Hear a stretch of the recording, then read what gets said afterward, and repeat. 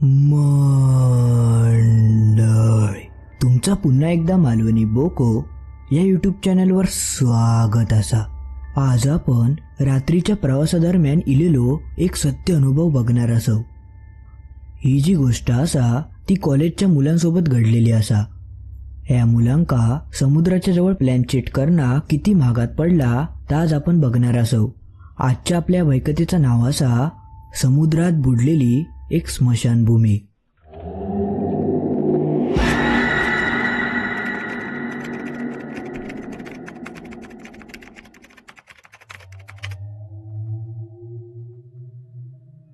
आणि ही जी भयकथा असा ती रुचा गांधी यांनी आपल्यासाठी पाठवलेली असा।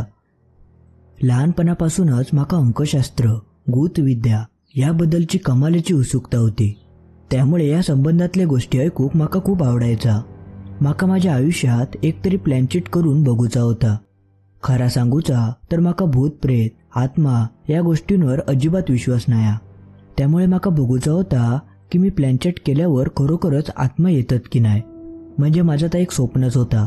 माका स्वतः आता सगळा अनुभवचा होता, पण माझी इच्छा लवकरच पुरी होईल असं माका वाटलं नाही होता।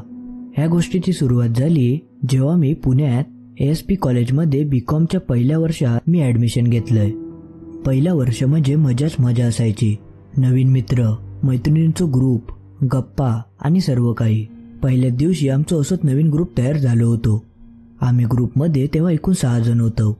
मी म्हणजेच रुचा, मानसी, काजल, सिद्धी, यश आणि विवेक। आम्ही 6 जण एकमेकाक आधी अजिबात ओळखत नाही होतो। पहिल्याच दिवशी आमची ओळख झाली आणि त्या दिवसापासून आमचं तो 6 जणांचा ग्रुप झालो। बघता बघता आम्ही 6 जण एवढे रुळून गेलो की आमची मैत्री एकदम पक्की झाली। मग आमच्या कॉलेजमधली पहिल्या सत्राची परीक्षा संपली, त्यामुळे दिवाळीची मस्तपैकी 15 दिवस सुट्टी मिळणार होती। दिवाळीत सगळेजण आपापल्या गावात गेले होते। दिवाळीचा उत्सव सुरू झालो। पहिले 5 दिवस कसे गेले तर आमका समजलाच नाही, पण पहिल्या 5 दिवसानंतर उरलेले जे बाकी 10 दिवस होते त्या दिवसात काय करूचा ताच काय आमका कळत नाही होता। आमका खूप कंटाळा येऊक लागलो होतो। सगळेजण घरात बसून खूपच कंटाळले होते। तेवढ्यात काजलने आमका सगळ्यांका सुचवल्यान, नाहीतरी आपण घरात बसून कंटाळलो त्यापेक्षा आपण काहीतरी बाहेर फिराक जाऊया, तुमका काय वाटतं? तसे सगळेजण म्हणक लागले, होय होय काजल, तू एक नंबर आयडिया दिलंस। घराकडे बसून नाहीतरी खूप कंटाळा येत होतो आणि आपण ह्या आधी कधी ग्रुपमध्ये फिरलो पण नाही, त्यामुळे आपण सगळ्यांनी फिराक जाऊया, खूप मजा येत। असं सगळ्यांनी मिळून ठरवल्याने आमच्या सगळ्यांचा फिराक जाऊचा तर ठरला होता, पण आता नेमका जायचा खय ह्यो एक प्रश्न होतो। तसं विवेक म्हणालो, अरे आपण खयच्या तरी बीचवर जाऊया काय? तशी मानसी म्हणाली, हो हो ही पण आयडिया मस्त असा। मस्तपैकी 5 दिवसांची ट्रिप पण होईल आणि आपल्या खूप धमाल पण करू गावात। तसा मी म्हणालोय, अरे तुमची आयडिया बरोबर असा, पण गाडीचा प्रॉब्लेम नाही का होतो, आपण जाऊचा कसा? तसं विवेक म्हणालो, अगो असं काय करतं, यशची तर स्वतःची 4 व्हीलर असा आणि तो काय आपल्याक नाही म्हणूचं नाही काय रे यश? नेशील ना रे तू आमका तुझ्या गाडीन फिराक? त्यावर यश म्हणालो, अरे ह्यो काय प्रश्न झालो काय? तशी सिद्धी म्हणाली, होय होय आता काय टेन्शनच नाही, ठरला तर मग आता आपण फिराक जायचा। तसं विवेक म्हणालो, होय होय जरा धीर धरा, लगेच खय निघालास, आता जाऊचं नाही, आधी ठरव खया की नेमका खय जाऊचा। मी काय म्हणतोय, माझ्याकडे एक आयडिया असा, आपण गणपतीपुळ्याक जाऊया काय? ते बीच सुद्धा असा। तेवढ्यात काजल म्हणाली, नको नको ता खूप लांब पडतला आणि घरचे सुद्धा काय पाठवचे नाही। तसं यश म्हणालो, बरा मग आपण केरळ का जाऊया काय? तशी त्यावर सिद्धी म्हणाली, केरळ? केरळ तर त्याच्यापेक्षा लांब होतला, अरे आमच्या घरचे एवढ्या लांब पाठवूक तयार होचे नाही। तसं यश म्हणालो, अगो तुम्ही घरच्यांची किती काळजी करतास, मी असं आहे ना, मी समजवीन त्यांका। आम्ही सगळेजण तुमच्या घरच्यांशी बोलतो, नाहीतरी ते आमका नीट ओळखतात, ते नाही नाही म्हणूचे तुमका। तुम्ही काही काळजी करू नको, ते नक्की परवानगी देतले। ठरला तर मग आपण आता केरळमधल्या मेरूर बीचवर जायत असो, त्यामुळे सगळ्यांनी तयारी करून ठेवा। यशची ती वाक्य ऐकान सगळेजण चांगलेच आनंदित झाले। आमचा थंय जाऊचा ठरला होता, आता फक्त घरच्यांचाच प्रश्न होतो आणि तो पण यश सोडवणार होतो, कारण तो स्वतः येऊन घरच्यांशी बोलणार होतो। त्यामुळे सगळेजण आपापल्या तयारीक लागले। पण जेव्हा या ट्रिपचा प्लॅन आम्ही आमच्या घरच्यांका सांगितलं तेव्हा सगळ्या घरच्यांची एकच अट होती की तुम्ही मुलामुलींनी एकटे जाऊ नको, खयच्या तरी मोठ्या माणसाक आपल्या सोबत ठेवा। म्हणून मग यशनी आपल्यासोबत एक ड्रायव्हर काकांका घेतल्याने यश सोबत ड्रायव्हर काका असल्यामुळे आमच्या सगळे घरचे सुद्धा आमका पाठवक तयार झाले आणि अखेरीस तो दिवस इलो. ठरल्याप्रमाणे आम्ही यशच्या घराकडे सगळे एकत्र जमलो आणि आमची केरळ ट्रिप सुरू झाली. प्रत्येकान आपल्यासोबत काही ना काही खाऊचे गोष्टी आणि इतर काही गोष्टी घेतलेले होते. आमचा तो प्रवास मस्त गप्पा गोष्टी आणि गाणी गात सुरू झालो होतो. केरळ तसा बराच लांब होता, तरी आमका थंय पोचापर्यंत 20-1 तास सहज जाणार होते. त्यामुळे आमचो एक दिवस प्रवासातच जाणार होतो. तरी आता आम्ही 16 तासांचा प्रवास पार पाडलो होतो आणि मग आम्ही एका हॉटेलात थांबलो. त्या हॉटेलचं नाव होता टोमॅटो हॉटेल. मग आम्ही त्या हॉटेलात जेवण वगैरे केलं. आता खूप रात्र पण होईतिली असा. आज आपण ह्याच हॉटेलात थांबूया आणि उद्या सकाळी यायना निघूया. तसं यश म्हणालो, नको काका, आपण रात्रीचेच जाऊया, म्हणजे उद्या सकाळी आपण थंय पोचू आणि आपल्या उद्याचं पूर्ण दिवस सुद्धा गावात. आणि तुमका जर झोप येत असात तर मी गाडी चालवतोय, तुम्ही व्हायच्या वेळ आराम करा. नाहीतरी मगातपासून मी झोपानच होतोय, त्यामुळे आता मका काही झोप येत नाही. असं म्हणून यश त्या ड्रायव्हर सीटवर जाऊन बसलो आणि ड्रायव्हर त्याच्या बाजूक येऊन बसले. तसे मागे बसलेले सगळेजण त्याका विचारूक लागले, ए यश, तुका गाडी चालूक येता ना, नाहीतर आमका डायरेक्ट वर नेशीत. तसे ड्रायव्हर काका म्हणाले, ए पोरानो, असं काय बोला नको.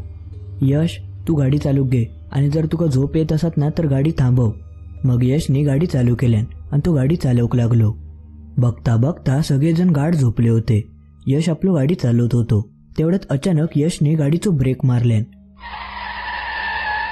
अचानक मारलेल्या ब्रेकमुळे सगळेजण झोपेसून जागे झाले आणि त्याला विचारूक लागले, काय झालं यश, ब्रेक कशाक मारलं. मानसिक प्रचंड राग इलो होतो. ती त्याका म्हणत होती, अशी आधी कोण गाडी चालवता, एवढ्या मोठ्यान कोण आधी ब्रेक मारता. तसं यश म्हणालो, अरे शांत रवा, माझं ऐका तरी, समोर बघा काय हा. तसे सगळेजण खिडकीसून बाहेर वाकान बघूक लागले. तेव्हा त्यांका समोर एक रिसॉर्ट दिसला. तरी साधारण पहाटे 5-5:30च्या दरम्यान आम्ही केरळच्या एका रिसॉर्टपर्यंत येऊन पोचलो होतो. जेव्हा आम्ही बाहेर बघितलं तेव्हा समोर सुंदर असं समुद्र आणि छोटासा पण सुंदर असा रिसॉर्ट आमच्या गाडीच्या समोर होता. मग आम्ही एक एक करून त्या गाडीच्या खाली उतरलो. पहाट झालेली असल्यामुळे बाहेर बऱ्यापैकी गारवा होतो आणि ती जागा समुद्राक लागून असल्यामुळे नेहमीपेक्षा ते जास्त थंडी वाजत होती. तशी काजल म्हणाली, अरे चला पटकन आपण रिसॉर्टमध्ये जाऊया, नाहीतर आम्ही हयात थंडीन गोठून जाऊ. मग आम्ही सगळ्यांनी गाडीतलं सगळं सामान काढलं आणि रिसॉर्टमध्ये जाऊक लागलो.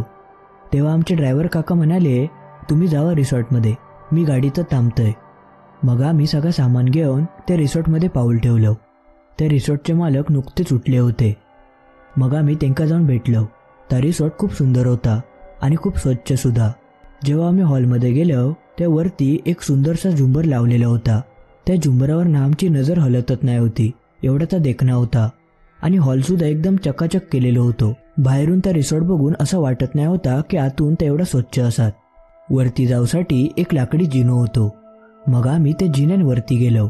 मग ते रिसॉर्ट मालकान आमका एक खोली दाखवल्यान. ते रिसॉर्टमध्ये जे खोली होते ते जुन्या पद्धतीचे होते, पण खूप देखणे होते आणि आरामदायी सुद्धा.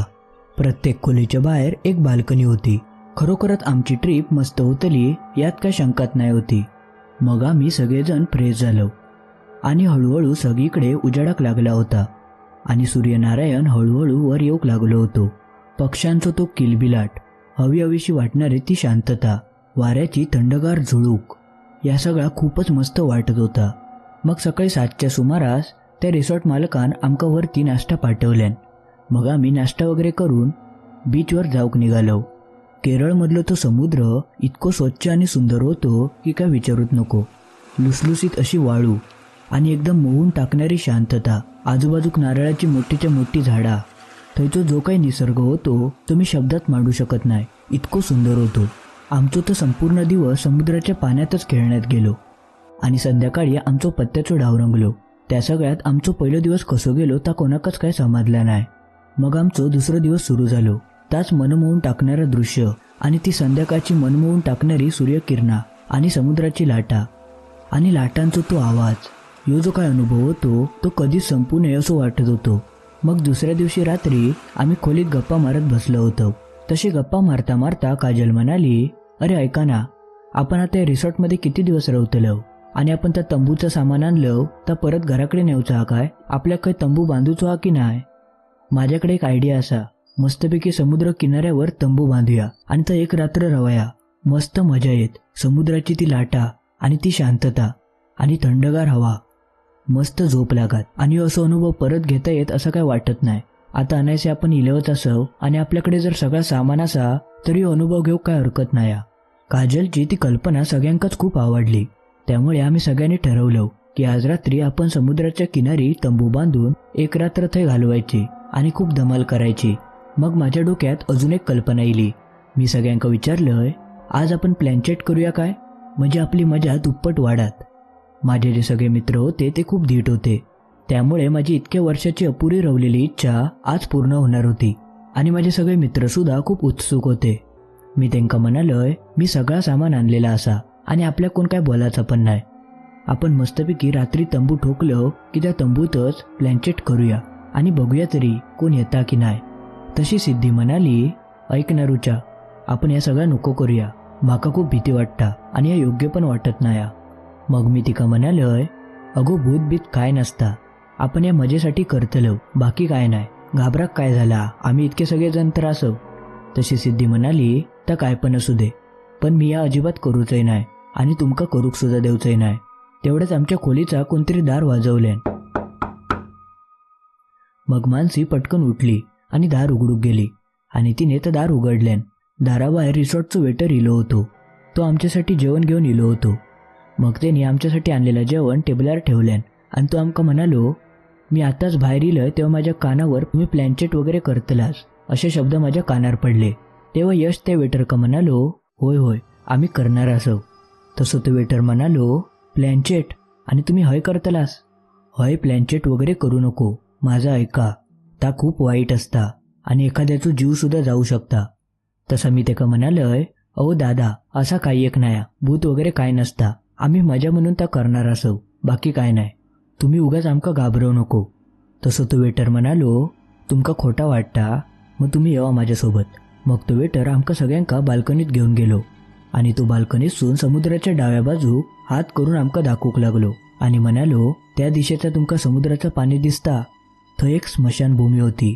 तसं यश जोर जोरात हसाक लागलो आणि म्हणालो, मग तुमची स्मशानभूमी आता गायब झाली काय? तसं तो वेटर म्हणालो, गायब नाही झाली, तिका समुद्राच्या पाण्यात गिळून टाकल्यान. मागच्याच पावसात ही घटना घडली. मी तुमका परत एकदा सांगतोय, हय प्लॅनचेट वगैरे करू नको. मी तुमका सांगूचं काम केलंय. आता तुम्ही आणि तुमचं नशीब काय तर बघून घ्यावा. असा म्हणून तो वेटर थैना निघून गेलो. तशी सिद्धी म्हणाली, बघितल्यास मी तुमका सांगितलेलंय, आता कोणी हय प्लॅनचेटचं नाव सुद्धा काढायचं नाही, आधीच सांगतोय. तसं यश म्हणालो, तो वेटर कशावरून खरा बोलत असात आणि एवढ्या सुंदर समुद्राच्या किनारी कोण आधी स्मशानभूमी बांधता काय?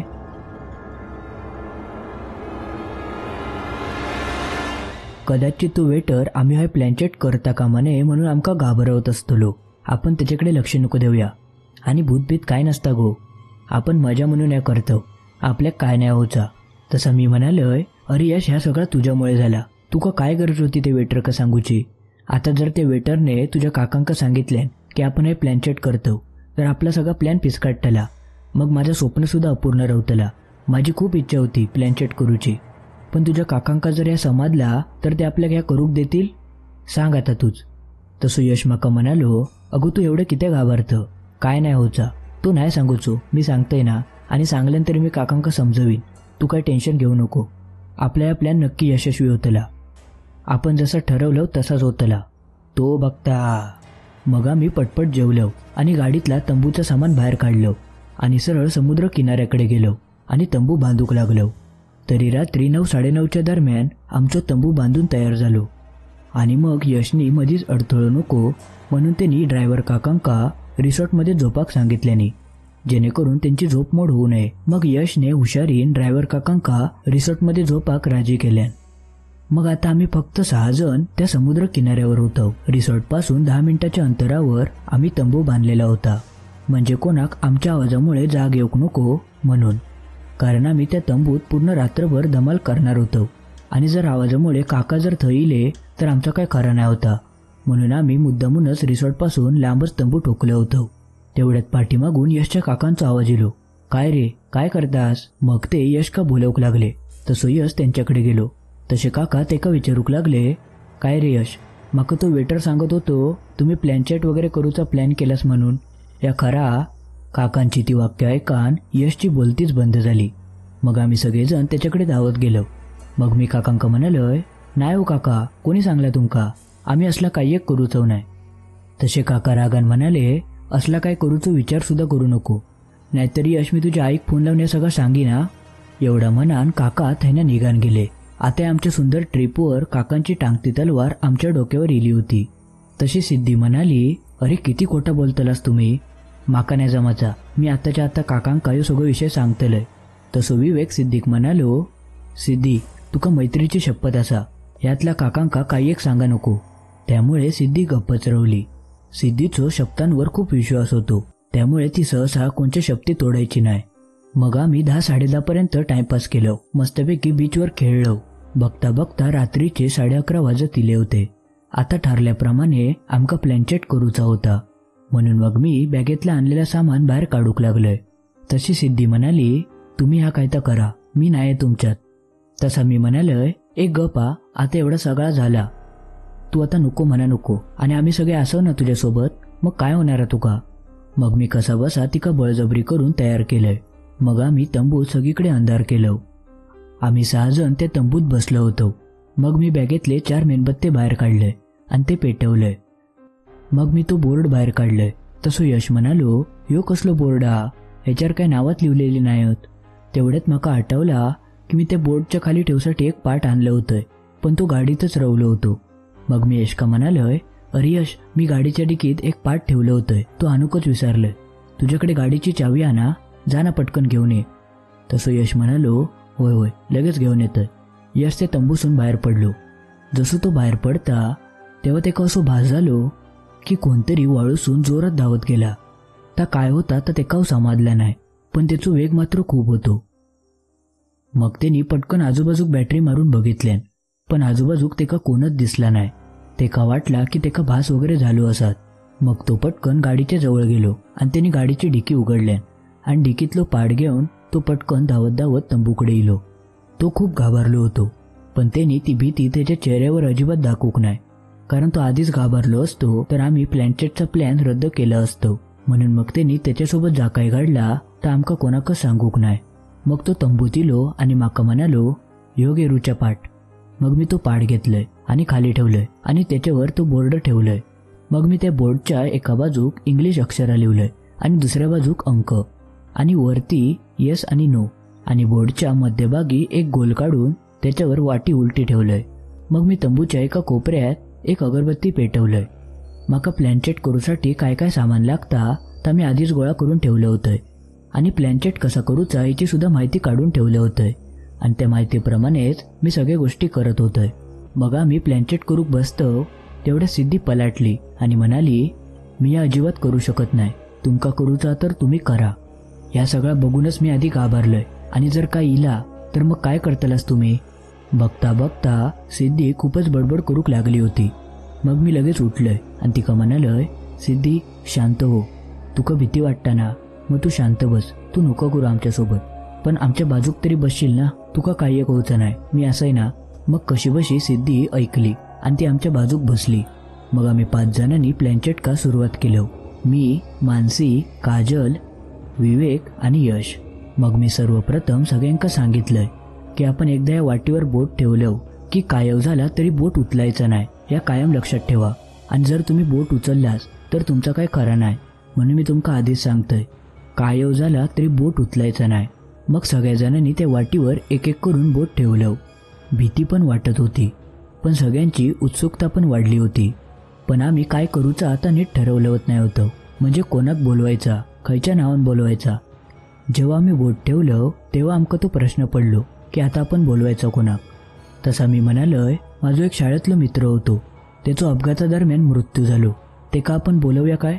तशी मानसी म्हणाली, नको ग बाई, अशा अपघातग्रस्त मृत्यू झालेल्या माणसाची इच्छा अपुरी असता आणि त्यांच्या आत्मा खूप भयंकर असतात, त्यामुळे नको, ते का नको. मग मी त्यांना म्हणालोय, मग आपण कोणाक बोलवूया. सगळेजण विचार करत होते. तेवढ्यात आमच्या समोरची वाटी जोर जोरात हालाक लागली आणि अक्षरशः ती गोल गोल फिराक लागली. आमच्या 6 जणांची पायाखालची जमीनच सरकली.